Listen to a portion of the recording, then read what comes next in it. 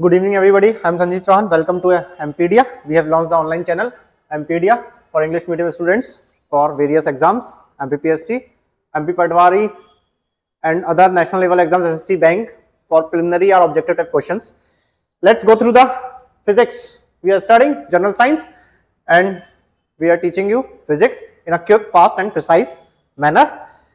We have already done the topics: units and dimensions, mechanics, gravitations. We completed already. Let's go through properties of matter. देखते हैं क्या होता है properties of matter. कोशिश करते हैं जल्द से जल्द बहुत सारी चीजें खत्म करें, टाइम कम है, थोड़ा फास्ट पढ़ाएंगे, वो जरूरी है ताकि आप जल्दी जल्दी याद कर सके, समझ सके। ज्यादा टाइम देना नहीं है जनरल साइंस को, क्योंकि याद नहीं रह पाता। इंपॉर्टेंट ही पढ़ना है, क्योंकि वो ही जरूरी है। प्रॉपर्टीज ऑफ मैटर्स क्या होती है? मैटर्स की बहुत सारी प्रॉपर्टीज होती है, फिजिकल होती है, केमिकल होती है, एंड बस दो ही होती है। ठीक है, या तो केमिकली चेंज होता है या वो फिजिकली चेंज होता है। अगर हम फिजिक्स पढ़ रहे हैं तो हम फिजिकल प्रॉपर्टीज की बात करेंगे। देखते हैं क्या है properties of matter. Any characteristics that can be change, that can be measured such as an object's density, color, mass, volume, length, malleability, ductility and brittleness, melting point, boiling point, hardness, odor, temperature, more are considered properties of matter. वही properties क्या, कोई heavy है, कोई हल्का है, कोई thick है, कोई डेंस है, किसी में कुछ चेंजेस है, कोई छूते ही टूट जा रहा है, किसी कोई मैलिएबल है, खींच सकते हैं हम उसे लंबा। ये सब क्या है? प्रॉपर्टीज होती है मैटर की। मैटर क्या होता है? Any substance which has a mass, और जो एक जगह को घेरे उसे मैटर कहते हैं। वो चीज जिसका कोई वजन हो या वो एंड वो कोई स्पेस को कंज्यूम करे, जगह को घेरे, वो मैटर होता है। दुनिया में बहुत सारे चीजें हैं, ये सब मैटर। हम, आप, मोबाइल, टीवी, कंप्यूटर, जमीन, पंखा, सब मैटर है एक तरीके से। ठीक है, प्रॉपर्टीज ऑफ मैटर कैसे मेजर करी जा सकती है? बहुत सारी तरीके हैं। इलास्टिसिटी, प्लास्टिसिटी भी इसका पार्ट रहा है। The property of the body to regain its original configuration, length और shape when deforming force are removed is called elasticity. कोई भी चीज को हम कुछ करते हैं, बदलाव करते हैं, थोड़ी देर में वापस अपनी पोजीशन पे आ जाए, वो इलास्टिसिटी होती है। चाहे रबर हो, हमने उसे खींचा, वापस अपनी पोजीशन पे आ जाए, उसे इलास्टिसिटी कहते हैं। प्लास्टिसिटी की बात करें, if the body does not have any tendency to regain its original position, configuration or removal or deforming process, the body is called plastic body and this property is called plasticity.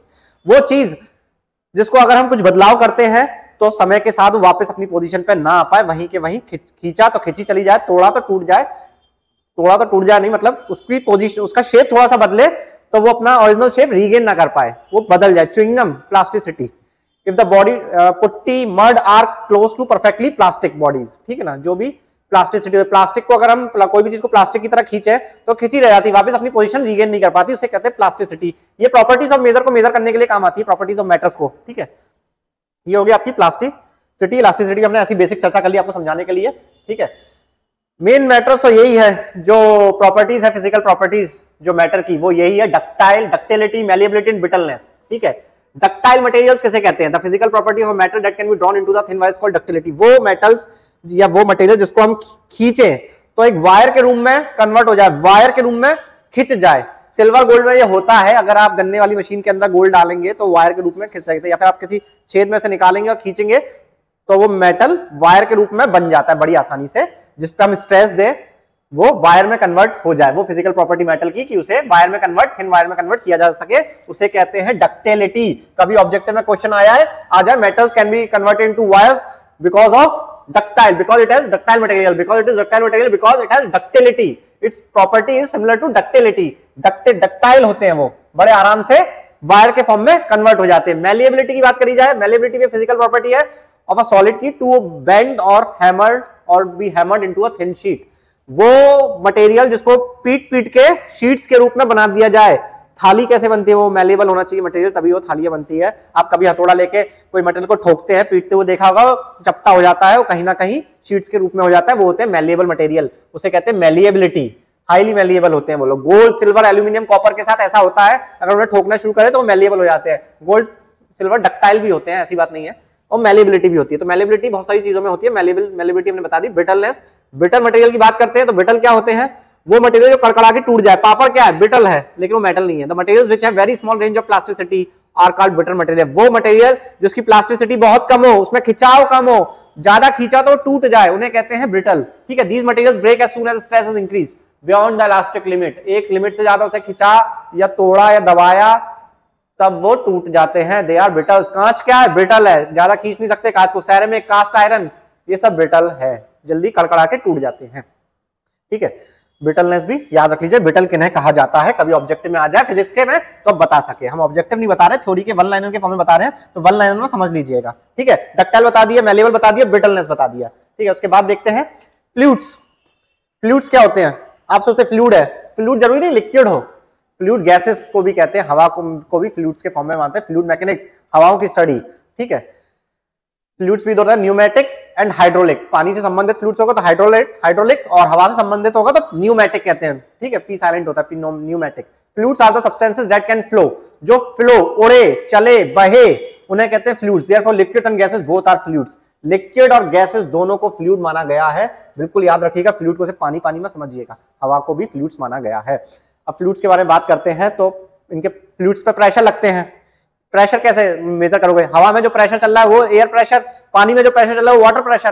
Pressure cooker के अंदर जो pressure लगता है वो पानी पे भी लगता है, हवा का, दोनों लगता है, तब जाके खाना पकता है। तो प्रेशर पढ़ लेते हैं। एटमॉस्फेरिक प्रेशर क्या होता है? The air around you has weight and it's presses against everything it touches, that pressure is called atmospheric pressure और एयर प्रेशर। वो हवा जो आपके आसपास है उसमें वजन है, ठीक है, जिसमें वजन है और वो किसी चीज के अगेंस्ट प्रेस हो रही है, मतलब किसी को प्रेस कर रही है, दबा रही है, मतलब प्रेशराइज कर रही है, तब उस प्रेशर को एटमॉस्फेरिक प्रेशर कहेंगे और एयर प्रेशर कहेंगे, ठीक है।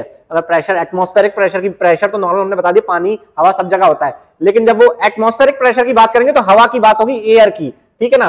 वो एयर जिसमें वजन हो और जो आपको प्रेस कर, जो आपको फील होगी कोई चीज आपको दबा रही है, कोई प्रेस कर रही है, ठीक है, उसे एटमॉस्फेरिक प्रेशर कहते हैं। वो प्रेशर, उसे एटमॉस्फेरिक प्रेशर कहते हैं, कुछ लोग इसे एयर प्रेशर भी कहते हैं, ठीक है। एटमॉस्फेरिक प्रेशर की बात होगी।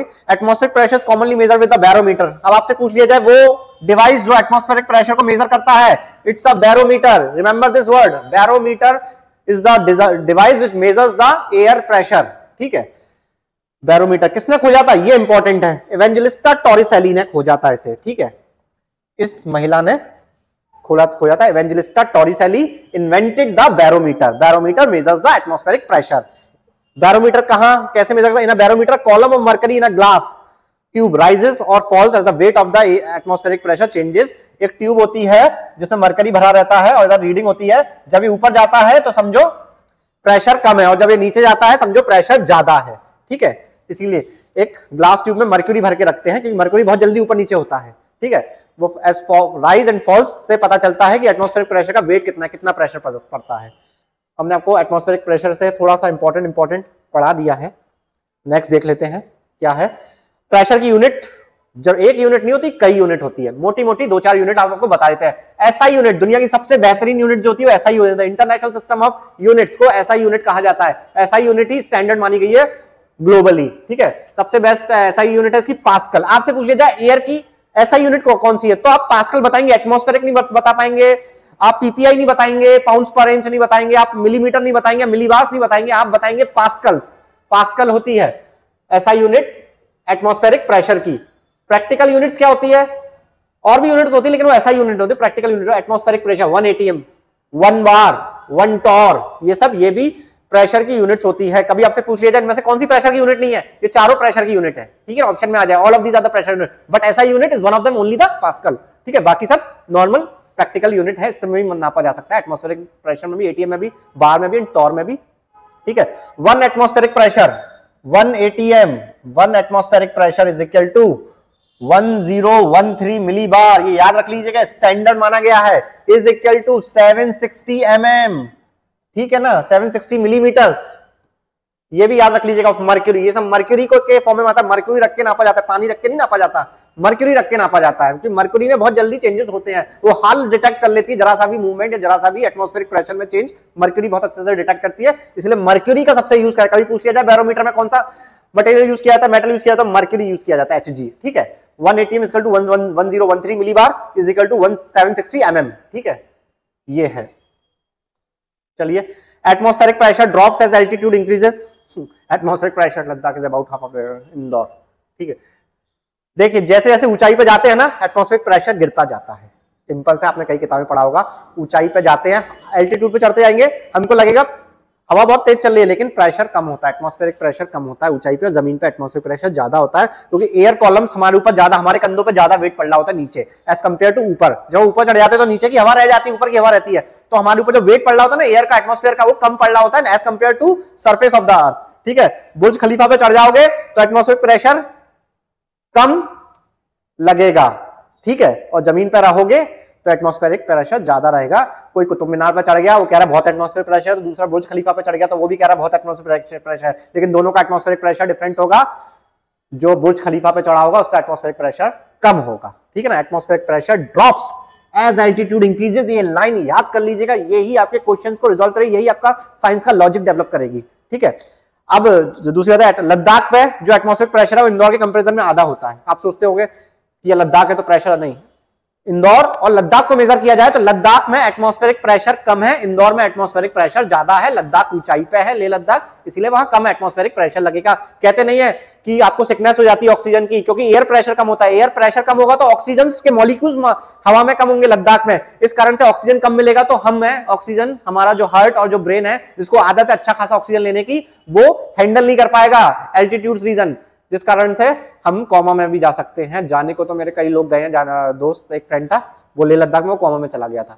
क्यों? क्योंकि वो एडजस्ट नहीं कर पाया था। इसीलिए गोली दी जाती है, जैसे खा के हम क्या इंजेक्शन लगाया जाता है, इससे खा के हम एडजस्ट कर लेते हैं ऑक्सीजन लेवल को अपने, ठीक है। तो ये याद रखिएगा, लद्दाख में कम होता है इंदौर के कंपैरिजन में। अब चूंकि as the pressure decreases the amount of oxygen available to breathe also decreases, इसीलिए सिकनेस होने लगती है, ऊंचाई पे इसीलिए सिकनेस होने लगती है। नाक से खून निकल आता है, क्यों निकल आता है? क्योंकि हमारे बॉडी के अंदर इंदौर का, हम इंदौर से चले गए कहां? लेह लद्दाख। अब हमारे बॉडी के अंदर तो प्रेशर मेंटेन है, लेकिन बाहर प्रेशर कम है। Every pressure is attain to equilibrium, अंदर और बाहर का दोनों का प्रेशर इक्विलिब्रियम अटेन करने की कोशिश करेगा, बराबरता समानता लाने की कोशिश करेगा। तो हमारे बॉडी के अंदर जो प्रेशर ज्यादा होता है ना, इसके कारण से खून बाहर आ जाता है, नाक से खून निकलने लगता है हमारे, ताकि वो प्रेशर एडजस्ट करने की कोशिश करती है हमारी बॉडी। कई बार नाक से खून निकल आया, ठीक है, तो वो देखा जाए तो प्रेशर डिफरेंस के कारण होता है, हमारा हम प्रेशर एडजस्ट कर रहे होते हैं, ठीक है, इसीलिए ऐसा होता है। खाना देर से पकता है, ऊंचाई पर टाइम लगता है। हमारे यहाँ 15 मिनट में चावल पक जाते हैं 3 सीटी में, लेकिन जब आप ऊंचाई पे जाओगे तो वही चावल 25 मिनट में पकेंगे, उसमें टाइम लगता है। क्यों? क्योंकि प्रेशर, एयर प्रेशर कम है। एयर प्रेशर कम होगा तो खाना पकने में टाइम लेगा, इसीलिए ऊंचाई पे खाना देर से पकता है, और समतल जमीन पे जैसे हमारे प्लेट्यू रीजन और प्लेन रीजन पे खाना जल्दी पक जाता है। इसको याद रख लीजिएगा, कभी पूछ लिया जाए लॉजिकली क्वेश्चन में तो आप बता सके कि ऊंचाई पे खाना देर से पकता है, ठीक है। ब्योयंसी एंड आर्किमिडीज प्रिंसिपल्स पढ़ लेते हैं, ये भी इंपॉर्टेंट रहा है। थ्योरीज है, सिद्धांत है, बहुत सारे सिद्धांत पढ़ने पड़ेंगे, बहुत सारे प्रिंसिपल्स या थ्योरम्स पे क्वेश्चंस आए हैं, फिजिक्स का ही पार्ट है, ये इंपॉर्टेंट है। थोड़ा सा लॉजिकल एवरीडे लाइफ से संबंधित चीजों पे ये लोग क्वेश्चंस कर लेते हैं, तो हम इसको अवॉइड नहीं कर सकते, कोशिश करेंगे अच्छे समझ में आ जाए। सबसे पहले पढ़ते हैं ब्योयंसी फोर्स। ब्योयंट क्या होता है, ठीक है। If a body is partially और होली इमर्स्ड इन फ्लूइड, मतलब कोई बॉडी पानी में या हवा में है, it experience an upward force due to the fluid surrounding it, ये एक upward motion, upward force feel करता है जो इसे ऊपर की तरफ धकेलता है। This phenomena of force exerted by fluid on the body is called buoyancy and the force is called buoyant force or upthrust force, ठीक है ना। जब कोई चीज पानी में, गुब्बारा पानी में डालोगे तो एकदम से ऊपर आने की कोशिश करेगा, क्या होता है? बुयांसी फोर्स होता है। जो भी आपने पानी को सरकाया, हटाया है कोई मटेरियल, वो वापस आने की कोशिश करेगा और उसे ऊपर की तरफ भेजने की कोशिश, फेंकने की कोशिश करेगा, इसी को ही कहते हैं buoyant force, ठीक है। This phenomena force exerted by fluid on the body is called buoyancy, ठीक है। अब आर्किमिडीज प्रिंसिपल पढ़ लेते हैं। जो शिप्स जो तैरते हैं ना, वो आर्किमिडीज प्रिंसिपल की दम पे तैरते हैं, ठीक है। सुई डूब जाती है लेकिन जहाज तैरता रह जाता है, बताइए कैसे? Archimedes principal. It is Archimedes principal क्या कहता है? It states that the buoyant force on a body that is partially or totally immersed in a fluid is equal to the weight of the fluid displaced by it. Body तब तक तैरेगी जब तक आप पानी पे गिरे, तो जो पानी आपने सरकाया है, जितने वेट का पानी आपने सरकाया है ना, उतना ही वेट आपका पानी में है, तब तक आप आर्किमिडीज प्रिंसिपल के हिसाब से तैरेंगे। जहाज भी उतना ही पानी सरकाता है कम से कम जितना वो पानी के अंदर डूबा हुआ है, ठीक है।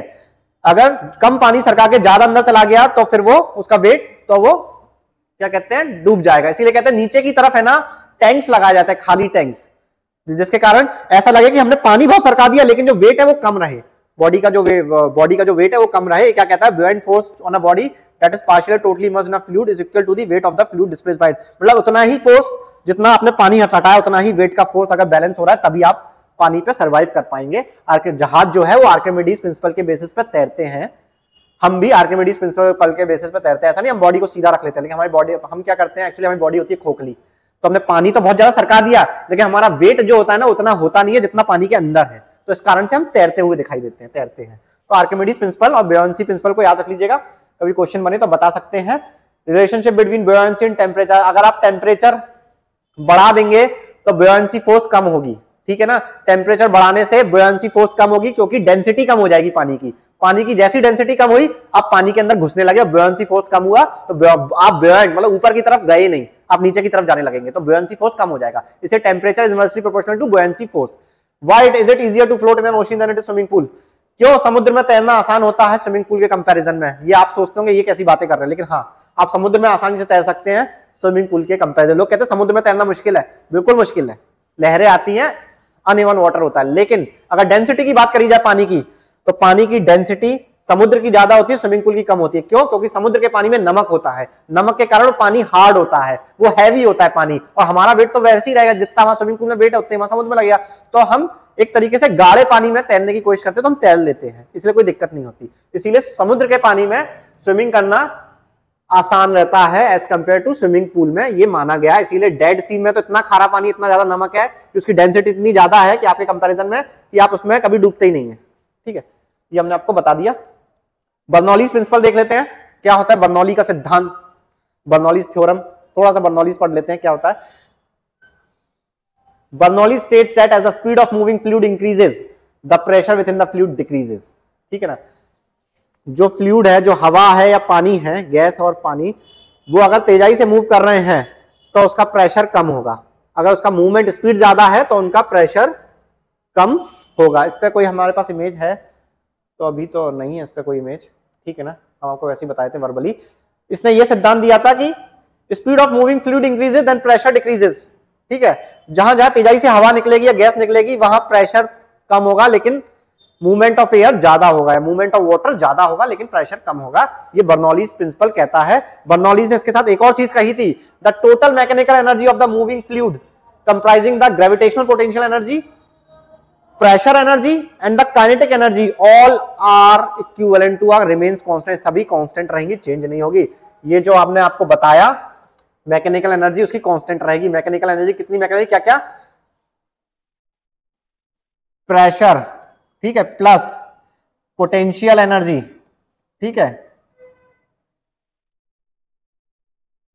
Plus kinetic energy is equal to constant, ठीक है। Pressure energy, potential energy and kinetic energy का कॉम्बिनेशन कांस्टेंट रहेगा, ठीक है ना। अगर हम प्रेशर कम करेंगे तो पोटेंशियल एनर्जी और काइनेटिक एनर्जी बढ़ानी पड़ेगी, काइनेटिक एनर्जी कम करेंगे तो प्रेशर पोटेंशियल एनर्जी बनानी पड़ेगी, मतलब इन तीनों का सम कांस्टेंट रहेगा। और ये एक पाइप में अगर ये सब चीजें हैं तीनों, तो हम दूसरा लिक्विड डालेंगे तो उसका भी तीनों का कॉम्बिनेशन बराबर रहेगा, ठीक है ना। मतलब pressure P plus mgh potential energy हमने पिछले लेक्चर पढ़ाई थी, plus half mv square kinetic energy is equal to k constant, ठीक है, बराबर रहेगी, ठीक है। ये बोला गया था। अगर प्रेशर कम होगा तो पोटेंशियल ज्यादा करना पड़ेगा, पोटेंशियल ज्यादा कर तो काइनेटिक कम करना पड़ेगा, ये इक्विवेलेंट करना पड़ेगा। अब इसके एग्जांपल्स देख लेते हैं क्या क्या है। If we stand very close to railway track and the platform when a fast train passes us, we get pulled towards the track because of the low pressure area generated by the sheer speed of the train. कहते नहीं है कि train निकल रही है, दूर खड़े रहिए।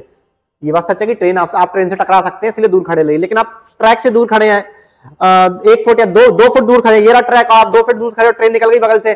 ट्रेन चौड़ी होती है, थोड़ा सा दूर खड़ा रहना पड़ेगा, आपसे टकरा जाए, ये मानते हैं, लेकिन कई बार आप ट्रेन से काफी दूर खड़े रहते हैं, कई फीट दूर, उसके बाद भी आपको मना करा जाता है। क्यों मना करा जाता है हम आपको बताते हैं। इसलिए मना करता है क्योंकि उसमें बर्नौलीज प्रिंसिपल लग रहा होता है, बर्नौलीज थ्योरम लग रही होती है उसमें।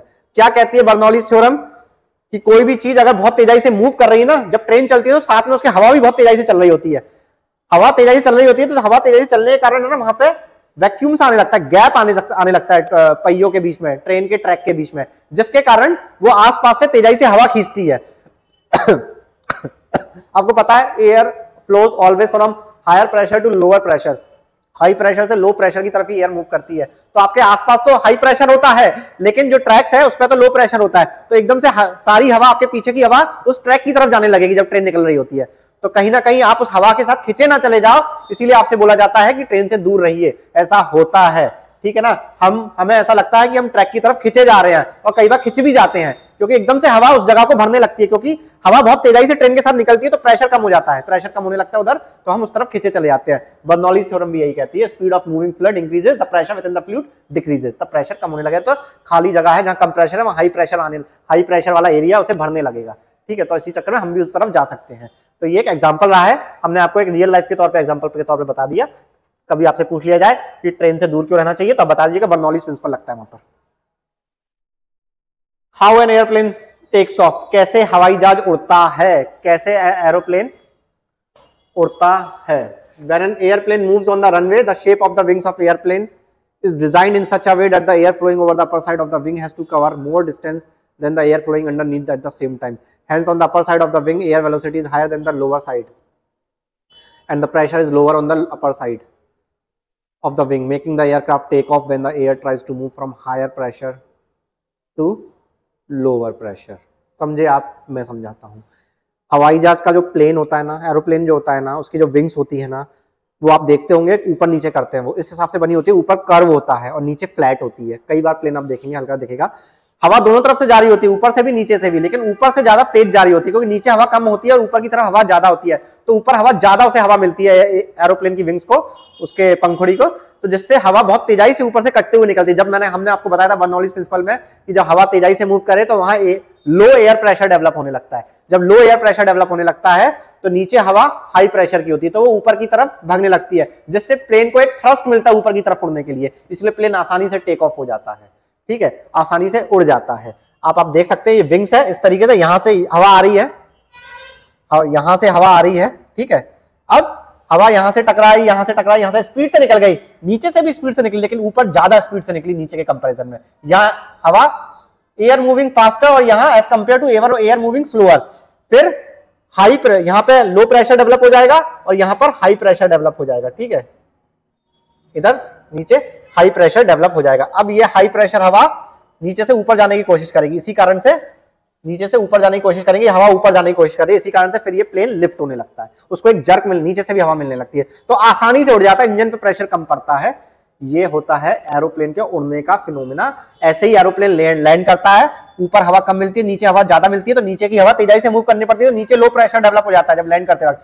फिर हाई प्रेशर ऊपर हो जाता है, तो हाई प्रेशर से लो प्रेशर की तरफ एयर जाती है, तो प्लेन नीचे की तरफ आराम से लैंड करने लगता है। कभी पूछ लिया जाए आपको ऑप्शन में कि प्लेन्स जो उड़ता है उसमें कौन सा सिद्धांत लगता है, आर्किमिडीज, बुयांसी, बर्नौलीज, कैपिलरी, तब आप बर्नौलीज थ्योरम का एग्जांपल देंगे, बर्नौलीज प्रिंसिपल का आप टिक करेंगे आंसर, ठीक है। ऑब्जेक्टिव में कभी ऐसा आ जाए तो बर्नौलीज याद रख लीजिएगा, इसलिए बहुत मदद करती है। कभी पूछ लिया जाए एरोप्लेन कैसे उड़ता है तो बर्नौलीज से कारण होता है। Why roofs are blown away in the heavy winds, कभी तूफान आता है उड़ीसा में या मुंबई में या गुजरात में तो छत उड़ जाती है घरों की, कंक्रीट की नहीं होती, तो क्यों उड़ जाती है बताइए, यहीं से बताएंगे। हवा का प्रेशर बहुत तेज होता है, ऊपर तूफान आता है तो हवा बहुत मूव करती है, तो यहाँ पे लो प्रेशर डेवलप होने लगता है घर की छत पे, घर के अंदर पहले से ही हाई प्रेशर होता है, तो एकदम से high pressure low pressure equilibrium की आने की कोशिश करती है। इक्विलिब्रियम कैसे होगी, जहां ज्यादा हवा है वो कम हवा की तरफ भागने की कोशिश करेगी, तो छत उकड़ के फेंक जाती है, या हाई प्रेशर ऊपर गया और छत उतर गई पूरी, रूफ इज डिस्प्लेस्ड, ठीक है। As wind is blowing heavily velocity increases and pressure decreases at the upside, ठीक है, और ऐसे ही हवा की छत उड़ जाती है, ठीक है, रूफ इज डिस्प्लेस्ड। ये हमने आपको तूफान के समय का भी बता दिया कि बर्नौलीज थ्योरम, बर्नौलीज प्रिंसिपल तूफान के समय भी काम करता है। आपको बता दें जो लेग स्पिनर या ऑफ स्पिनर होते हैं ना, उनकी जो बॉल स्विंग होती है ना, स्विंग नहीं सॉरी स्पिन होती है, कर्व लेती है, वो भी बर्नौलीज प्रिंसिपल के थ्रू अकॉर्डिंग करती है। यहां तक कि आउट स्विंग का जो कंसेप्ट है ना, वो भी बर्नौलीज प्रिंसिपल को फॉलो करता है। विस्कोसिटी, विस्कोसिटी देख लेते हैं क्या होती है viscosity. Viscosity is a measure of a fluid resistance to flow. ये क्या होता है, फ्लूइड को रेजिस्टेंस करता है मूव करने में, फ्लूइड्स को फैलने में या किसी सरफेस के ऊपर रन ऑफ करने में जो रुकावट आती है ना, जितनी ज्यादा रुकावट आएगी उतना ज्यादा वो विस्कस होगा, उतना ज्यादा गाढ़ा होगा, विस्कोसिटी उसे ही कहते हैं। Viscosity is a measure of fluid resistance to flow, ठीक है। It describes the internal friction of a moving fluid, आपस में अंदर ही अंदर ये फ्रिक्शन करने लगता है, उसकी लेयर पे इतना फ्रिक्शन होता है कि सरफेस के ऊपर फ्लो नहीं कर पाता, ठीक है।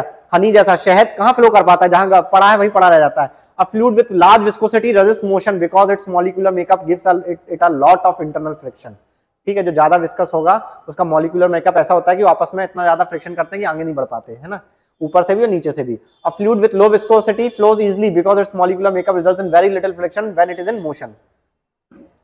जो जो विस्कस कम होगा जैसे पानी, ठीक है, ये कम विस्कस होते हैं। शरबत, कोल्ड ड्रिंक, वाइन तो और भी कम विस्कस होती है। पेट्रोल बहुत कम विस्कस होता है, बड़े आराम से फैल जाता है। पानी में तो फिर भी थोड़ा सा हैवी होता है तो रुक जाता होगा, लेकिन ये सब तो बहुत जल्दी फैल जाते हैं, ठीक है। विस्कोसिटी को आप बस ऐसे ही याद रख लिएगा, कभी लंबे लंबे ऑब्जेक्टिव आ जाए तो बता सके। आजकल छोटे छोटे नहीं डालने हैं, आजकल बड़े बड़े डालने हैं। सभी एग्जाम के लिए बहुत फायदेमंद है ये जनरल साइंस, चाहे केवीएस हो, चाहे मध्य प्रदेश पीएससी हो, चाहे यूपीएससी के कुछ टफ क्वेश्चन हो, चाहे एसएससी हो, बैंकिंग हो, या सबऑर्डिनेट सर्विसेज हो मध्य प्रदेश के, उन सबके लिए बहुत फायदेमंद है ये चीजें। अगर लंबे लंबे आते हैं क्वेश्चन तो आप बता सकते हो। एसआई यूनिट क्या है विस्कोसिटी की?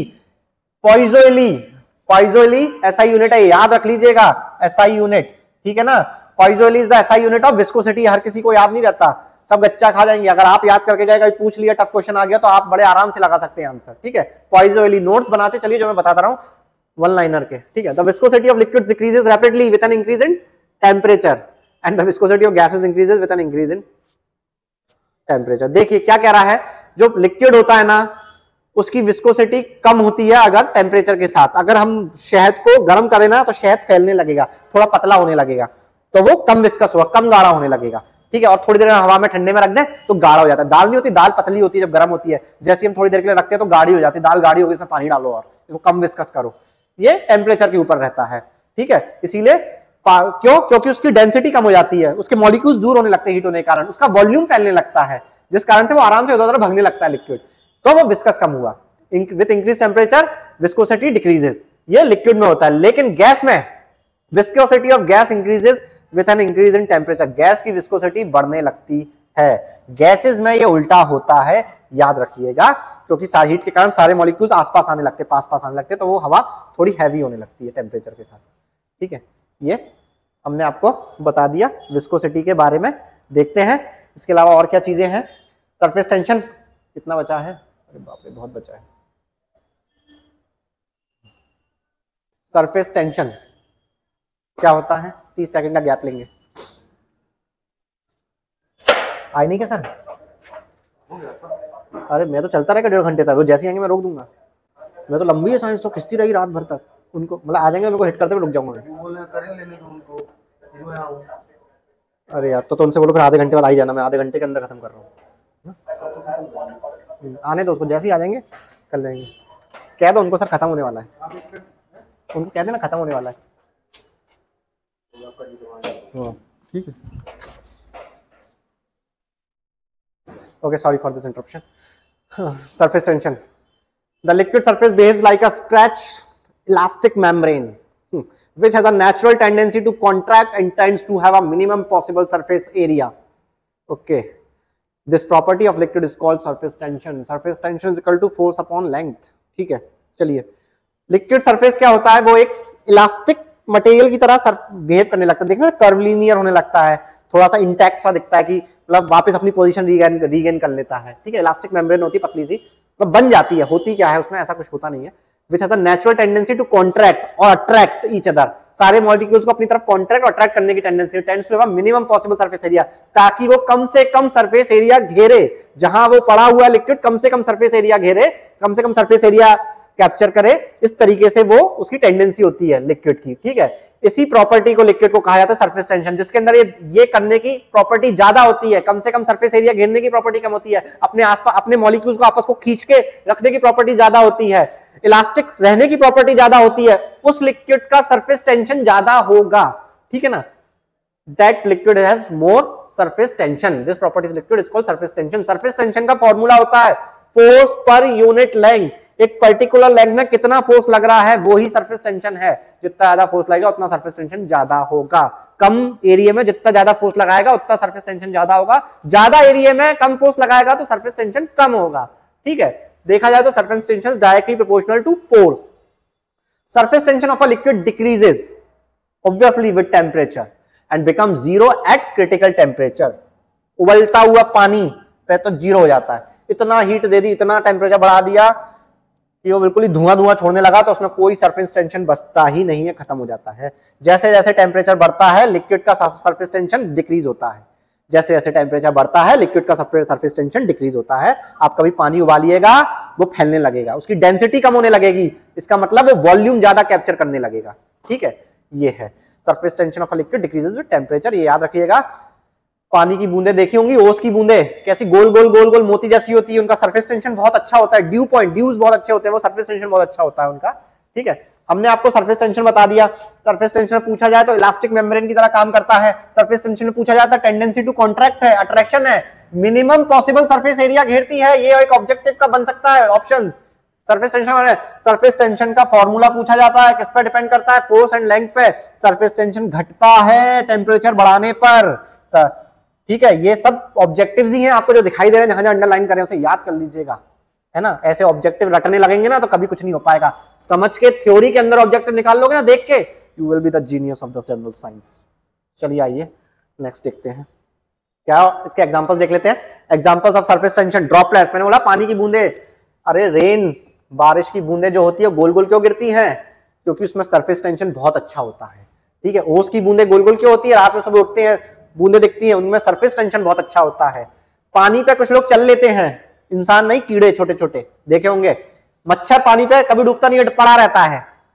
स्पाइडर पड़ा रहता है, स्पाइडर पड़ा रहता है पानी पे। ठीक है, ये सब क्या है? इनका सरफेस टेंशन बहुत अच्छा है। पानी का जो एरिया है ना उस पर पैर फैला लेते हैं अपने, ताकि एकदम से पैर अंदर ना घुस जाए, डूब ना जाए। पानी का सरफेस टेंशन इतना ऐसा होता है कि उसके सरफेस टेंशन के हिसाब से ये लोग अपने पैर फैलाते हैं, पैर रखते हैं कि कहीं सरफेस टेंशन ब्रेक ना हो जाए पानी का।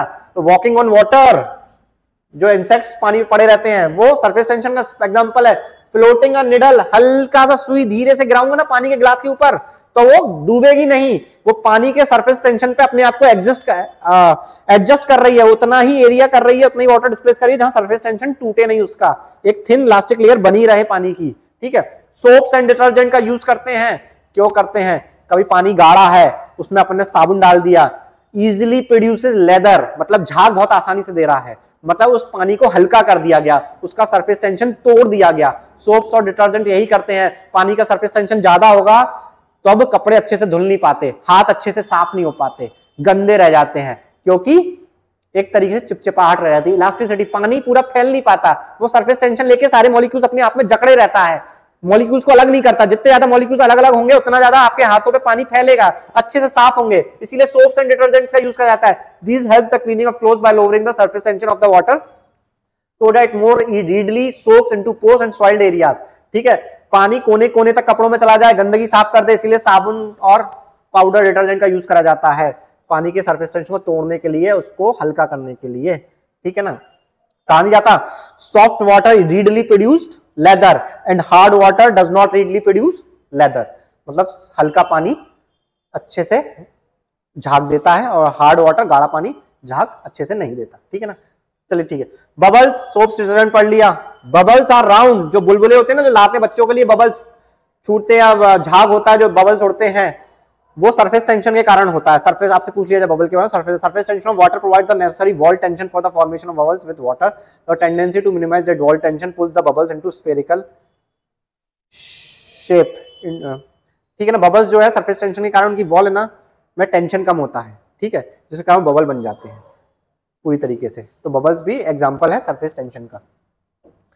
चलिए आगे देखते हैं फटाफट, और टाइम कम है। कैपिलरी, सरफेस टेंशन पढ़ डाला, कैपिलरी पढ़ लीजिए। कैपिलरी एक्शंस क्या होता है, कैपिलरी क्या होती है, कैपिलरी प्रोसेस क्या होती है, कैपिलरीबिलिटी क्या होती है, देख लीजिए। Capillary action is liquid flow through a narrow space from the combined effects of cohesion, adhesion, surface tension. Capillary कुछ नहीं है, rise and fall of water in a pipe, rise and fall of water और liquid in a narrow pipe और narrow path. ठीक है, narrow space, liquid का ऊपर नीचे फ्लो होना ही कैपिलरी एक्शन कहलाता है, और एक कोहेजन, एडिशन और सरफेस टेंशन के कारण होता है। कोहेजन क्या होता है, कोहेजन क्या होता है, एक ही लिक्विड के अंदर आपस में जो मॉलिक्यूल एक दूसरे चिपके होते हैं उन्हें कहते हैं कोहेजन। एडिशन क्या होता है, प्लास्टिक और लिक्विड आपस में चिपक जाए, पानी प्लास्टिक में आराम से लगा रहे, अड़ा रहे उस पर, उसे कहते हैं एडिशन। दो अलग अलग मटेरियल आपस में जुड़े रहे, उसे कहते हैं एडिशन। ठीक है, और सरफेस टेंशन तो आपको पढ़ा ही दिया। ठीक है, ये हमने पानी में डाला, ऐसे पाइप धीरे से पानी ऊपर चढ़ गया, हल्का सा मेनिस्कस बन गया ये ऐसे। ठीक है, तो ये क्या कैपिलरी अट्रैक्शन है, कैपिलरी के कारण हुआ है। ये देखिए, हमने किसी शरबत वगैरह किसी लिक्विड में, वाइन में डाला, पाइप स्ट्रॉ, ये ऊपर चढ़ गया अपने आप। ठीक है, कोल्ड कॉफी में ऊपर चढ़ जाता है, ये आपने पी होगी, तब कैपिलरी एक्शन के कारण होता है। कैपिलरी रिपल्शन भी होता है, पानी, पाइप में पानी कई बार नीचे चला जाता है। ठीक है, मरकरी में ऐसा होता है, तो हैवी होता है नीचे चला जाता है, कैपिलरी रिपल्शन होता है। ये सब कैपिलरी के कारण होता है, rise and fall. Capillary action does not require help from gravity and can even act counter to its force. Gravity की जरूरत नहीं होती इसको नीचे ऊपर आने में, ये अपने आप ही काम करता है। ठीक है, आप पूछोगे कैपिलरी एक्शन के एग्जांपल बता दो, बता देते हैं, एप्लीकेशंस बता देते हैं, एग्जांपल्स बता देते हैं, कहां कहां कैपिलरी एक्शन आपको दिखाई देगा, होगा, यूज किया जाता है। The capillary action of the threads in the wick of a lamp cause the oil to rise. लालटेन होती है ना, उसमें विक लगी होती है, कपड़े का धागे होते हैं मोटे मोटे, जो कैरोसिन को सोखती है और अपने आप ऊपर की तरफ ले जाती है, आग जलती रहती है और कैपिलरी के थ्रू, कैपिलरी एक्शन के थ्रू उस धागे या उस कपड़े में तेल धीरे धीरे चढ़ता रहता है, वो कैपिलरी एक्शन का काम है। ठीक है, टॉवल, शरीर से कपड़ों से अपन पोंछते पानी, अगर जितना अच्छा कॉटन होगा, कॉटन में सबसे अच्छा कैपिलरी एक्शन होता है, सिल्क में सबसे कम होता है, सिल्क के कपड़े से नहाने के बाद पोंछने लगी है शरीर, नहीं पूछेगा, लेकिन कॉटन से पूछ जाएगा। क्यों पूछ जाएगा? कॉटन है वो, ऐसा नहीं, कॉटन का कैपिलरी एक्शन ज्यादा होता है, अच्छा होता है, इसलिए आपके शरीर को पोंछ लेता है। गंदगी फैल गई, टिश्यू पेपर देना, रख दिया टिश्यू पेपर, टिश्यू पेपर ने सब सोख लिया, कैपिलरी एक्शन के कारण टिश्यू पेपर सब कुछ सोखता है। ठीक है, because of capillarity water is kept in a sponge piece. Sponge रख दिया कहीं पानी के ऊपर तो धीरे धीरे स्पंज गीला होने लगा, सारा पानी स्पंज में चला गया, वो कैपिलरी एक्शन होता है। मोप, जिससे पोछा, मोप जिससे जमीन साफ करते हैं, उसमें कैपिलरी एक्शन होता है, बहुत छोटी छोटी बहुत सारी विक्स लगी होती है, उसमें धागे मोटे मोटे लगे होते हैं, सब कैपिलरी एक्शन में काम करते हैं, अच्छे सफाई कर देते हैं। Plant use capillary action to extract water from the soil through their root hairs. Plants को जो पानी मिलता है ना ऊपर तक, पत्ते तक, फ्लावर तक, आउटर मोस्ट तक जो ले जाती है जड़ों से, रूट से, वो कैपिलरी एक्शन के कारण ले जाती है। इसलिए कहते हैं नीचे पानी डाल दो, प्लांट अपने आप सोख के ऊपर ले लेगा। प्लांट्स के जो फिलियम और जाइलम जो होते हैं ना, सब कैपिलरी एक्शन पे काम करते हैं। कैपिलरी एक्शन प्लांट्स पे काम करता है, सॉइल और रूट से पानी ले लेता है। ठीक है, हीट, हीट पढ़ लेते हैं फटाफट, बहुत जल्दी जल्दी कर रहे हैं अपन। Temperature and heat. हीट के अंदर क्या पढ़ेंगे हम? टेम्परेचर पढ़ेंगे, हीट पढ़ेंगे। टेम्परेचर क्या होता है? Temperature defined as the degree of hotness और कोल्डनेस ऑफ अ बॉडी। कितना गर्म है और कितना ठंडा है, इसको कहते हैं टेम्परेचर। हीट को नापने का मेजरमेंट टेम्परेचर के थ्रू ही होता है। Average values of heat temperature होता है, कितना ठंडा कितना गर्म है टेम्परेचर होता है। डिग्री ऑफ हॉटनेस और coldness of body is temperature. ये स्केलर क्वांटिटी होती है, इसको नापा जाता है सिर्फ, और कुछ नहीं कर, इसका कोई डायरेक्शन नहीं होता, ये सिर्फ नपाई होती है इसकी। इसकी एसआई यूनिट क्या होती है? केल्विन। याद रख लीजिएगा, एसआई यूनिट क्या होती है टेम्परेचर की? केल्विन। हमने सीजीएस यूनिट नहीं बोली, हमने एमकेएस यूनिट नहीं बोली, हमने एसआई यूनिट बोली है, इंटरनेशनल सिस्टम ऑफ यूनिट। कितनी है? केल्विन। ये स्केलर क्वांटिटी होती है, पूछ लिया जाए टेम्परेचर स्केलर और vector of both, it's a scalar quantity. ठीक है, ये डिग्री ऑफ हॉटनेस और कोल्डनेस को नापता है, ये नहीं कि आप सोचो गरम गरम नापेगा तो ठंडा भी नापता है, ये टेम्परेचर होता है। ठीक है, अब ये हमने टेम्परेचर बता दिया, तो अब हीट भी बता देते हैं। हीट क्या होता है? हीट इज द एनर्जी होती है, heat is it's a type of energy that is transferred from one body to another due to differences in temperature. The SI unit of heat is joule. देखिए, गरम पतीले को अगर आप ठंडी जमीन पर रख देंगे तो कंडक्शन के कारण पतीला भी ठंडा होने लगेगा और जमीन हल्की हल्की गर्म होने लगेगी, थोड़ी देर में दोनों का टेम्परेचर बराबर हो जाएगा। ऐसा क्यों होगा? क्योंकि हीट ट्रांसफर हो रही है। हीट एक एनर्जी है, एनर्जी के फॉर्म में एक एनर्जी दूसरी जगह ट्रांसफर हो रही है और फैल जा रही है, इक्विवेलेंट कर रही है। ठीक है ना, transfer from one body to another due to difference. दोनों के टेम्परेचर में डिफरेंस है तो ट्रांसफर होगी, अगर टेम्परेचर में डिफरेंस नहीं तो ट्रांसफर नहीं होगी। आपने दूध गर्म लिया, उसे ठंडा करना, जल्दी पीना, टाइम नहीं है, कहीं जाना है, तो फटाफट आपने एक पानी के बर्तन में दूध के गिलास को रख दिया, क्या हुआ? कन्वेक्शन के कारण और कंडक्शन के कारण आपका दूध का ग्लास नॉर्मल टेम्परेचर में आ गया, पानी भी नॉर्मल गर्म हो गया। ये है the flow of heat is always from higher temperature to lower temperature. Heat हमेशा higher temperature to lower temperature flow करती है, उल्टा नहीं करती। ठीक है, no heat flows from one body to other when both the bodies are at the same temperature. दोनों का टेम्परेचर सेम हो तब हीट ट्रांसफर नहीं होती। ठीक है, ये हमने आपको हीट का बेसिक बता दिया।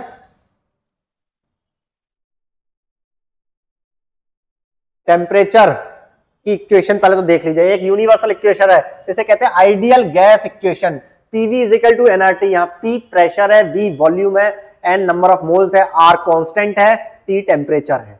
ठीक है, ये इक्वेशन याद रख लीजिए, इस पर क्वेश्चन बन जाता है आपको। अब हम आपको बताएंगे कैसा क्वेश्चन बनेगा। आपसे पूछ लिया आइडियल गैस इक्वेशन कौन सी है, तो ये बता दिए। टेम्परेचर के संबंध में एक इक्वेशन बनाई गई है, आर यूनिवर्सल गैस कांस्टेंट होता है, इसकी वैल्यू होती है 8.31। चलो, ये भले इंपॉर्टेंट नहीं है। इस आइडियल गैस इक्वेशन को दो लॉ सेटिस्फाई करते हैं, एक तीसरा भी लॉ है, लेकिन हमें पता है हम तो दो लॉ की बात करें, Boyle's law and Charles law. आपसे पूछ लिया जाए बॉयल्स लॉ और चार्ल्स लॉ के बारे में, तो आप जरूर बताइएगा Boyle's law and Charles law के बारे में क्या होता है। हम आपको मोटा मोटा बता देते हैं Boyle's law and Charles law. Boyle's law क्या कहता है? रॉबर्ट बॉयल और डेविड चार्ल्स, इन दोनों ने लॉ निकाले थे, पता नहीं ऐसी कुछ नाम है, बॉयल्स था नाम उनका। तो बॉयल्स का एक लॉ था, बॉयल्स ने कहा था when temperature held constant, temperature को कांस्टेंट रखा जाए तो प्रेशर और वॉल्यूम एक दूसरे के इनवर्सली प्रोपोर्शनल होंगे। प्रेशर बढ़ेगा तो वॉल्यूम कम होगी, वॉल्यूम बढ़ेगा तो प्रेशर कम होगा। ये देख लीजिए, P is inversely proportional to V at constant temperature. यही तो बॉयल्स लॉ है, इसको ही याद रख लीजिएगा। मैं कहीं प्रेशर बढ़ा दूंगा ना, बहुत तेज प्रेशर बढ़ा दूंगा तो इतना प्रेशर बढ़ेगा कि चीजें आपस में चिपकने लगेगी तो वॉल्यूम कम घेरेगी, ठीक है। और मैं अगर किसी चीज की वॉल्यूम बढ़ा दूंगा, वही पानी मैंने छोटे से बर्तन में रखा, दबा दिया, उसे दबाने की कोशिश करी तो प्रेशर बढ़ जाएगा, ठीक है, क्योंकि वॉल्यूम कम हो रहा है तो प्रेशर बढ़ रहा है, और प्रेशर बढ़ रहा है तो वॉल्यूम कम हो रहा है, तो इसलिए दोनों एक दूसरे के इनवर्सली प्रोपोर्शनल, एक बढ़ेगा तो एक घटेगा, ठीक है। ये आप रोजमर्रा में देख सकते हैं। चार्ल्स लॉ, चार्ल्स लॉ क्या था? When the pressure is held constant, अगर प्रेशर को कांस्टेंट रखा जाए तो volume of the gas is directly proportional to the absolute temperature. तब वॉल्यूम बढ़ेगी तो टेम्परेचर भी बढ़ेगा। कभी आप वॉल्यूम को कम करने की कोशिश करो, एक मिट्टी ले लीजिए या रेत ले लीजिए उसमें, और उसको दबा के उसे कम एरिया में कंजस्टेड करने की कोशिश करो तो कहीं ना कहीं उसमें हीटिंग इफेक्ट बढ़ने लगेगा, उसका टेम्परेचर बढ़ने लगेगा, ठीक है ना। ये है तो वॉल्यूम क्या है? प्रोपोर्शनल है टेम्परेचर के। और किसी चीज को आप टेम्परेचर बढ़ा दो, गर्म कर दो, तो धीरे धीरे धीरे धीरे वो कम वॉल्यूम में एडजस्ट करने लगेगी, जो कर्व वगैरह है ना वो सब फ्लैट हो जाएंगे, ठीक है। V is directly proportional to temperature. हमने चार्ल्स पढ़ा दिया, बॉयल्स लॉ पढ़ा दिया, ठीक है, ये इंपॉर्टेंट रहा है। आइए एब्सोल्यूट टेम्परेचर की बात करी जाए। क्या होता है absolute temperature? The absolute temperature scale is one in which the zero of temperature is equal to absolute zero, the coldest possible temperature at which there is no internal energy and the particles are stationary. Absolute temperature is measured in kelvins. T Kelvin is equal to T temperature degree Celsius plus 273.15. ये देख लीजिए, absolute temperature जो होता है ना वो temperature होता है कि टेम्परेचर बिल्कुल जीरो होगा तब वो एब्सोल्यूट जीरो के बराबर होगा। मतलब सबसे ठंडा कोल्डेस्ट पॉसिबल टेम्परेचर माना जाएगा अब तक का, ठीक है, जहां कोई एनर्जी फ्लो नहीं कर रही होगी और सारे पार्टिकल्स अपनी जगह स्टेशनरी होंगे। हाँ, absolute temperature measured in Kelvin's, इसकी यूनिट याद रखिएगा केल्विन्स में होती है, ठीक है। क्या होता है केल्विन? समझो 1 केल्विन की बात करी तब क्या होगा 1 केल्विन? 1 केल्विन 0 डिग्री सेंटीग्रेड में कितना होगा? 0 डिग्री सेंटीग्रेड में 273.15 is equal to 1 kelvin is equal to 273.15। एक केल्विन इतना होता है, कभी पूछ लिया जाए एक केल्विन कितना होता है तो एक केल्विन इतना होता है। 0 डिग्री सेंटीग्रेड में या 0 डिग्री सेल्सियस में अगर केल्विन में हमें टेम्परेचर निकालना हो तो 273.15 केल्विन बोलेंगे, ठीक है। और अगर हमें कुछ और निकालना हो, सेल्सियस बढ़ते जाएंगे तो उसमें ऐड करते जाना पड़ेगा। ये आपका हो गया एब्सोल्यूट टेम्परेचर, ठीक है। अब आप पाएंगे कि सर सेंटीग्रेड भी पढ़ रहे हैं, केल्विन भी पढ़ रहे हैं, एक सेल्सियस भी होता है, एक फ़ारेनहाइट भी होता है, कुछ और भी होता है। आइए हम सबके रिलेशंस बता देते हैं। एब्सोल्यूट टेम्परेचर केल्विन में मेजर किया जाता है, ये इंपॉर्टेंट है। एब्सोल्यूट जीरो का मतलब होता है, अगर बोल दिया जाए एब्सोल्यूट जीरो तब कितना होगा केल्विन में? -273.15 केल्विन होगा, ठीक है। ये एब्सोल्यूट जीरो माना गया है, ठीक है। और ये क्वेश्चन है, कभी निकालना हो केल्विन का, सेल्सियस आपको दिया हो तो केल्विन में निकालना हो तो ऐसे निकाल सकते हैं। अभी क्वेश्चन आ जाए 5 सेल्सियस दिया है, केल्विन में निकालो तो 5 + 273.15 आ जाएगा आंसर केल्विन में, ठीक है। देखते हैं नेक्स्ट चीज क्या है, difference between Celsius, centigrade, Fahrenheit and Kelvin. इन चारों में डिफरेंस, हमने ये चारों सुना होगा, कई बार हम ये चारों सुनते हैं। ये चीज ये है क्या, इन सबका डिफरेंस पता करना है, इन चीजों में रिलेशन क्या है, ये सब चीजें हैं क्या, तो जानने के लिए हम चारों को एक बार एक साथ पढ़ लेते हैं कि क्या होती है। सबसे पहले तो डिग्री सेल्सियस देखते हैं, ठीक है। Degree Celsius is the unit of temperature on the Celsius scale. जो डिग्री सेल्सियस है ना वो टेम्परेचर की यूनिट है सेल्सियस स्केल में, ठीक है। हमारे यहाँ सेल्सियस स्केल में मेजर करा जाता है इंडिया में। सेंटीग्रेड, इसको सेंटीग्रेड भी कहते हैं। अगर आप स्वीडन के बाहर बात करें तो सेंटीग्रेड कहते हैं। सेल्सियस जो है ना वो स्वीडिश साइंटिस्ट ने इसको ढूंढा था, स्वीडिश साइंटिस्ट ने सेल्सियस स्केल ढूंढी थी, तो स्वीडन के लोग, ठीक है ना, सेल्सियस बोलते हैं, लेकिन स्वीडन के बाहर सेंटीग्रेड बोलते हैं। तो इंडिया में कुछ लोग सेंटीग्रेड भी बोलते हैं, कुछ लोग सेल्सियस भी बोलते हैं। दोनों एक ही चीज है, सेल्सियस और सेंटीग्रेड दोनों एक ही चीज है, बस कंट्री कंट्री की लैंग्वेज में डिफरेंस है। स्वीडन इसे सेल्सियस बोलती है, स्वीडन के बाहर के लोग इसे सेल्सियस बोलते हैं, ठीक है। नहीं, स्वीडन के बाहर के लोग known as centigrade outside Sweden, Sweden के बाहर के लोग इसे सेंटीग्रेड बोलते हैं। ढूंढा सेल्सियस नहीं था तो स्वीडिश था। One of the two temperature, Celsius जो है ना, सेल्सियस स्केल है ना, one of the two temperature scales used in the international system of units, ठीक है ना। इंटरनेशनल सिस्टम यूनिट्स में सेल्सियस और सेल्सियस स्केल और केल्विन स्केल का यूज करा था, लेकिन यूनिट केल्विन है, यूनिट जरूर केल्विन है, ऐसा यूनिट, लेकिन स्केल दो ही चली आ रही है, सेल्सियस स्केल और केल्विन स्केल। ठीक है, तो दो ही स्केल फेमस है, सेल्सियस स्केल और kelvin scale.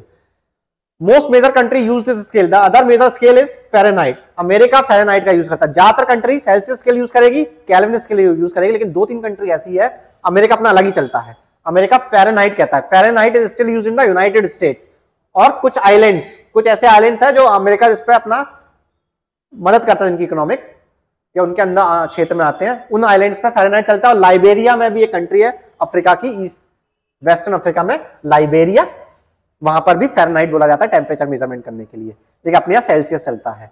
Kelvin scale laboratory में चलता है। The kelvin scale is of use in the sciences, विज्ञान के तौर पे केल्विन का 0 केल्विन मतलब -273.15 केल्विन, और यही एब्सोल्यूट जीरो कहलाता है। मैंने आपको बताया था ना एब्सोल्यूट जीरो क्या है, -273.15 डिग्री सेंटीग्रेड सेल्सियस ही एब्सोल्यूट जीरो कहलाएगा। 0 केल्विन भी इसी को ही कहते हैं, एब्सोल्यूट जीरो भी इसी कहते हैं, -273.15 भी यही कहा जाता है। ठीक है, थोड़ा सा और देख लेते हैं टेम्परेचर के बारे में की स्केल रिलेशंस हैं, जो स्केल्स है kelvin scale, Celsius scale, Fahrenheit scale, और एक और स्केल चलती है रैंकाइन स्केल। अब ये कहाँ चलती है हमें नहीं पता, लेकिन हमने आपको 4 स्केल पूछ ली। कभी आपसे पूछ लिया जाए तो इनमें से कौन सी स्केल है, तो रैंकाइन भी एक स्केल है टेम्परेचर मेजरमेंट की। ठीक है, एब्सोल्यूट जीरो मतलब एग्जैक्टली जीरो, 0 केल्विन रहता है, एब्सोल्यूट जीरो माने 0 केल्विन। इसको सेल्सियस में लिया जाए -273.15 Celsius.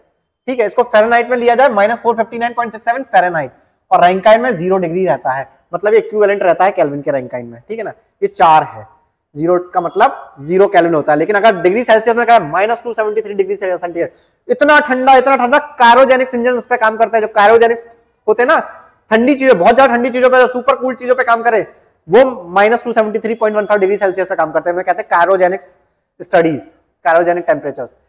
Normal human body temperature, हमारी बॉडी का टेम्परेचर कितना रहता है, मेरी बॉडी का इस वक्त, मेरे को ना बुखार है ना सर्दी है ना कुछ है, इस वक्त मेरा टेम्परेचर कितना होगा, अगर सेल्सियस में बात करूं थर्मामीटर के हिसाब से, जो थर्मामीटर हम यूज करते हैं, जो हमारे पास पड़ा है, उसमें सेल्सियस है और उसमें 98 है, मतलब हमारा जो थर्मामीटर है वो फ़ारेनहाइट मेजर करता है 98 पॉइंट। आपने देखा होगा, आप अगर मुंह पर थर्मामीटर लगाएंगे तो दिखाएगा 96 या 98, तब वो फ़ारेनहाइट पर दिखा रहा होता है। 102 104 चला जाए तो समझो आप 102 104 फ़ारेनहाइट पे चलेगा, जहां थर्मामीटर फट जाता है। ठीक है, ये सेल्सियस है 37.0 डिग्री सेल्सियस है सेंटीग्रेड, और फ़ारेनहाइट 90.86 फ़ारेनहाइट। ठीक है, हम जो टेम्परेचर बताते हैं 40 डिग्री टेम्परेचर हो गया, वो सेल्सियस में बताते हैं। इंदौर का भी टेम्परेचर 20 डिग्री होगा, या घर के अंदर का, और बाहर का देखा जाए तो 15-16 डिग्री होगा सर्दियों में, तो ये सेल्सियस में है, लेकिन यूएसए अलग बताएगा। रैंकाइन में क्या होता है, ये आपका इंपॉर्टेंट नहीं है, वो स्केल याद रखिए, रैंकाइन स्केल होती है, और केल्विन में 310 होता है। इंपॉर्टेंट ह्यूमन बॉडी का ये 2 है।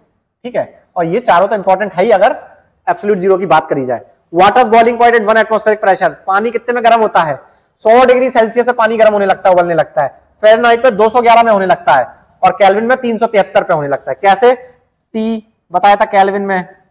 ठीक है, 100 डिग्री सेल्सियस प्लस 273.5, इनको ऐड कर लीजिए, आता है 373.15 केल्विन। ये हो गया सही, आपका आ गया 370। केल्विन में निकालना है तो हम निकाल सकते हैं ऐसे। ठीक है, तो ये याद रख लीजिएगा, रखना हो तो समझने के लिए हमने आपको बता दिया, नॉलेज के फॉर्म पे। क्वेश्चन पे ज्यादा आएगा नहीं, मैं 4 स्केल पूछी गई, कभी आ जाए तो बता सकते हैं, 4 स्केल है। Change of state, state of matter, matter की स्टेट, उसकी सिचुएशन बदलने के लिए, मैटर कैसा है इस बार, सॉलिड है, लिक्विड है, गैस है, क्या है, state of matter. 3 he state of matter होते हैं, solid, liquid and gaseous. Change of state of matter, melting, when heat is supplied solid substance changes into liquid, this change of state substance called melting point. Solid को liquid में convert किया जाए heating के basis पे, तब उसे कहते हैं मेल्टिंग। मेल्टिंग, इसका मेल्टिंग पॉइंट कितना है, ये सॉलिड लिक्विड में कब कन्वर्ट हो जाएगा, उसका मेल्टिंग पॉइंट कितना है, तब उससे पता चलता है। तो मेल्टिंग है ना, when heat is supplied in solid substance, solid से लिक्विड में चेंज होता है, उसे कहते हैं मेल्टिंग। फ्रीजिंग किसे कहते हैं, जब लिक्विड सॉलिड में कन्वर्ट हो जाए और हीट निकले, हीट बाहर को निकले, ठीक है, तब उसे कहते हैं फ्रीजिंग, है ना। Liquid changes into solid, this change of state of substance called freezing. Condensation पढ़ लेते हैं, when vapour is cooled it changes into liquid, this change of state is called condensation, तब हीट बाहर निकलती है। ऐसे में हीट बाहर निकलती है। वेपर जब लिक्विड बन जाए तो हीट बाहर निकलेगी, हीट लगेगी नहीं, हीट बाहर निकलेगी। जो हीट बाहर निकलती है उसे कहते हैं latent heat of condensation. Latent heat of condensation कब आएगी? जब वाटर वेपर लिक्विड में कन्वर्ट हो जाएगी, ठीक है ना। बहुत सारी वेपर इकट्ठा होकर लिक्विड बनने लगे तब कंडेंसेशन शुरू हो जाता है, उसे कहते हैं कंडेंसेशन, ठीक है। Evaporation, conversion of liquid into gaseous liquid. पहले कंडेंसेशन हुआ, वाटर वेपर लिक्विड बनी, फिर लिक्विड वापस वाटर वेपर बनी, तब हीट उस पर लगती है। ऐसा करने लिक्विड को वेपर बनाने में उस पर हीट एप्लीकेबल होती है, हीट उस पर लगानी पड़ती है। Conversion of liquid into gaseous state at all the temperatures is called evaporation. Boiling, boiling भी सही कहते हैं, बॉइलिंग करना, पानी को भाप बना के उड़ाना है तो बॉइलिंग पॉइंट कहा जाता है। एवापोरेशन में हीट लगती है, हीटिंग करनी पड़ती है, मतलब लेटेंट हीट ऑफ एवापोरेशन उस पर लगती है। वो जो हीट लगती है उसका नाम होता है लेटेंट हीट ऑफ एवापोरेशन, ठीक है। Sublimation, it is the conversion of solid directly into liquid. हमने कंडेंसेशन पढ़ा दिया, एवापोरेशन ऑफ सब्लिमेशन देख रहे हैं। It is the conversion of solid directly into vapour. सीधे सीधे गर्म, सीधे सीधे सॉलिड सीड को वेपर में बदल देना, इतनी ज्यादा हीट लगा देना, फटाफट बिना लिक्विड बने वेपर में बदल गई। बहुत से ऐसे सॉलिड होते हैं जो वेपर में बदल जाते हैं, कपूर कई बार वेपर में बदल जाता है, सब्लिमेशन का उसका एग्जांपल है सब्लिमेशन, ठीक है। हमने आपको पांचों स्टेट्स पढ़ा दी मैटर की। हीट ट्रांसफर पढ़ लेते हैं फटाफट। क्या होती है हीट ट्रांसफर?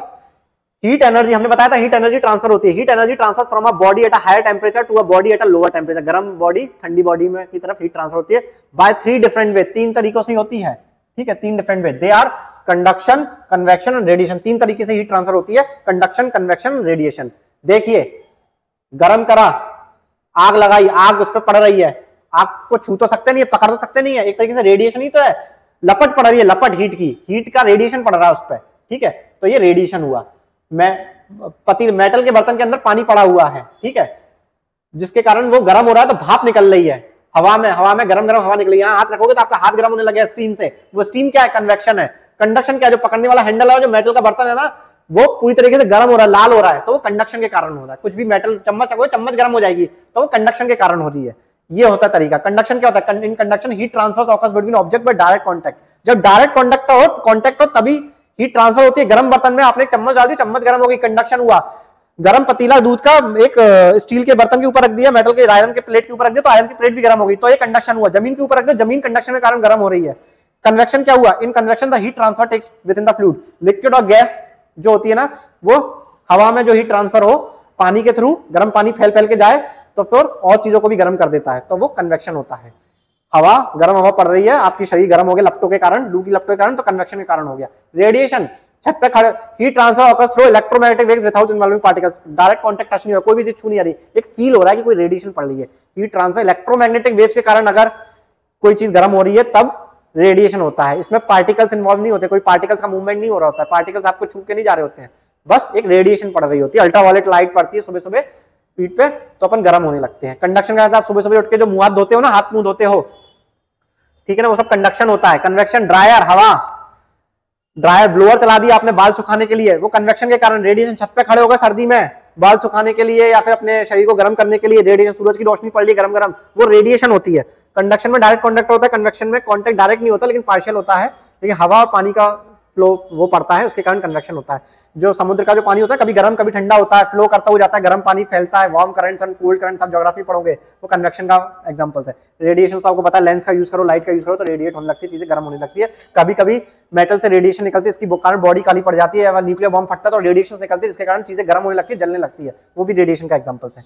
ठीक है, हमने आपको हीट ट्रांसफर, कंडक्शन, कन्वेक्शन और रेडिएशन पढ़ा दिए हैं, इसके अलावा कुछ नहीं है। Thank you very much. MPDA में जुड़े रहिए। जनरल साइंस हमने बहुत फास्ट में खत्म करी, इंपॉर्टेंट करी, फालतू क्वेश्चन मत पढ़िए। कोई किताब उठानी है तो उठा लिए, इंटेलिजेंट ज्यादा हो तो जल्दी अच्छे से साइंस को याद कर सकते हो तो बुक्स को पढ़िए, कोई दिक्कत नहीं। हैवी वीडियोस देखिए, जहां आपको अच्छा लगता है, जिस चैनल को ज्वाइन करना करिए, जिस पेमेंट करके पेड करके जो कोर्स लेना है कोर्स ज्वाइन करिए, उनके हैवी लेक्चर देखिए। लेकिन मैं फिर भी कहूंगा वो बहुत लेंदी होते हैं, बहुत लंबे होते हैं, समय ज्यादा लेते हैं। हम बहुत शॉर्ट में पढ़ाने, बहुत फास्ट पढ़ाने। आपका दिमाग अगर तेज है तो आप हमें सेकंड्स में कैप्चर कर लोगे, अगर वीक है तो भी इसलिए फायदा है कि हम आपको इंपॉर्टेंट पढ़ा रहे, फालतू कचरा नहीं पढ़ा रहे। ये तो इतने टॉपिक्स हैं इसके अंदर कि आप थक जाओगे पढ़ते पढ़ते, लेकिन फिर भी हम फास्ट चल रहे हैं। Thank you very much. MPDA में जुड़े रहिए, हर एग्जाम की तैयारी करिए हमारे साथ। ओके।